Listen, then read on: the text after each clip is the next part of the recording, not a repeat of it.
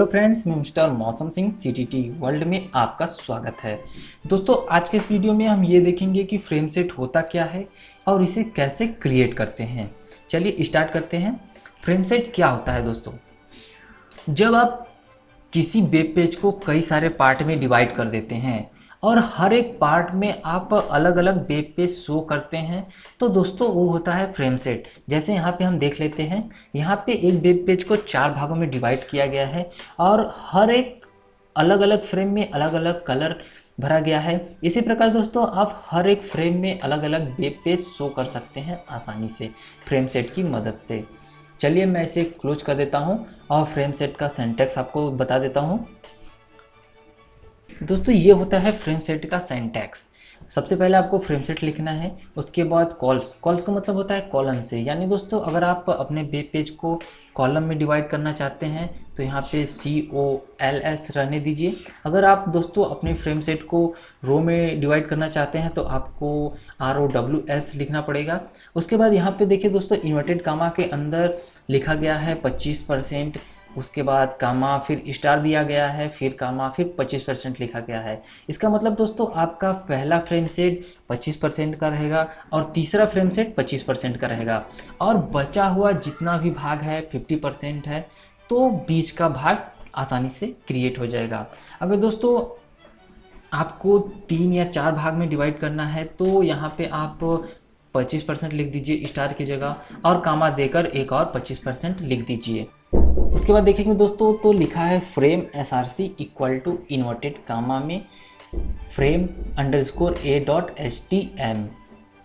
यानी दोस्तों, यहाँ पे आप पहले फ्रेम में आने वाले वेब पेज का नाम लिखेंगे। उसके बाद दोस्तों, दूसरे फ्रेम SRC में आप दूसरे फ्रेम सेट में आने वाले वेब पेज का नेम लिखेंगे। उसी प्रकार दोस्तों, तीसरे में भी आप तीसरे फ्रेम सेट में आने वाले वेब पेज का नेम लिखेंगे। दोस्तों, जितने पार्ट में आप अपने वेब पेज को डिवाइड करेंगे उतनी बार आपको फ्रेम SRC यूज करना पड़ेगा।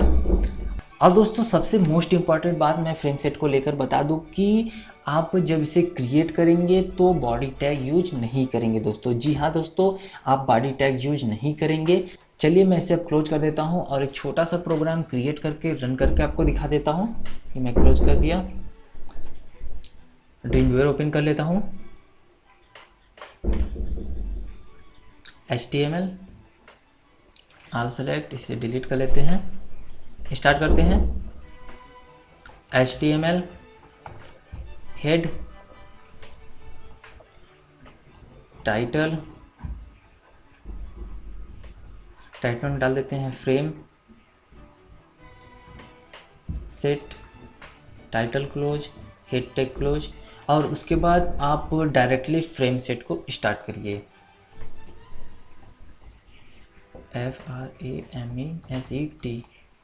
अगर दोस्तों आपको रो में डिवाइड करना है तो आप रो लिखेंगे, अगर कॉलम में डिवाइड करना है तो आप कॉलम लिखेंगे। चलिए मैं यहाँ पे रो में डिवाइड कर लेता हूँ। ROWS equal to inverted comma के अंदर ले लेते हैं 35% कामा, उसके बाद 50% कामा, और उसके बाद बचा हुआ भाग अगर आप लिखना चाहते हैं तो लिख सकते हैं, नहीं तो आप स्टार लगा के भी छोड़ सकते हैं, कोई परेशानी की बात नहीं है दोस्तों। तो यहाँ पे मैं लिख देता हूँ 15%, और आप इसे एंगल ब्रैकेट से क्लोज कर दीजिए। उसके बाद आप स्टार्ट करिए फ्रेम SRC इक्वल टू, यहाँ पे दोस्तों आपको नेम इंटर करना पड़ेगा, फर्स्ट फ्रेम में आने वाले वेब पेज का नेम। चलिए मैं यहाँ पे बहुत सारे वेब पेज को क्रिएट किया हूँ पहले से, ये मैं ले लेता हूँ। सबसे पहले bold.html को ले लेता हूँ, ये रीनेम किया, अब इसे मैं कॉपी कर लेता हूँ। ये मैं कॉपी कर लिया, ड्रीमवीवर ओपन करता हूँ, यहाँ पे पेस्ट कर दिया, ये पेस्ट हो गया, और एंगल ब्रैकेट से क्लोज कर दीजिए। दूसरे फ्रेम सेट के लिए स्टार्ट करेंगे frame SRC FRAME SRC equal to inverted comma में अब दूसरे वेब पेज का नेम इंटर करेंगे यहाँ पे। चलिए दोस्तों, मैं यहाँ पे ले लेता हूँ superscript.html, इसे रीनेम कर लेते हैं सबसे पहले और इसे कॉपी कर लेते हैं। ये मैंने कॉपी कर लिया, ड्रीमवीवर ओपन करते हैं, यहाँ पे इसे पेस्ट कर देते हैं, ये हो गया। अब मैं इसे एंगल ब्रैकेट से क्लोज कर देता हूँ। उसके बाद दोस्तों तीसरे फ्रेम में आने वाले वेब पेज का नेम यहाँ पे लिखेंगे, FRAMESRC equal to inverted comma, इसमें ले लेते हैं background colour dot HTML, rename कर लेते हैं और ये कॉपी कर लेते हैं और ड्रीमवीवर ओपन कर लेते हैं और यहाँ पे पेस्ट कर देते हैं।